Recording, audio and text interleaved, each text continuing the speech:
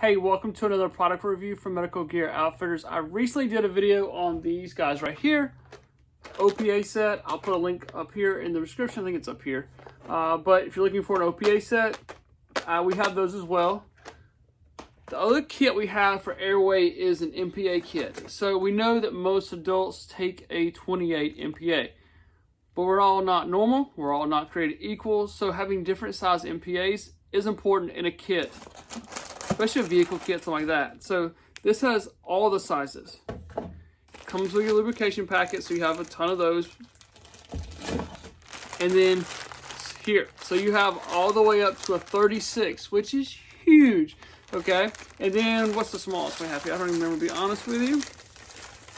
We have a 20. So there's the 20, super small, okay, baby size.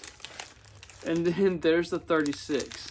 Wow, like, yeah, huge.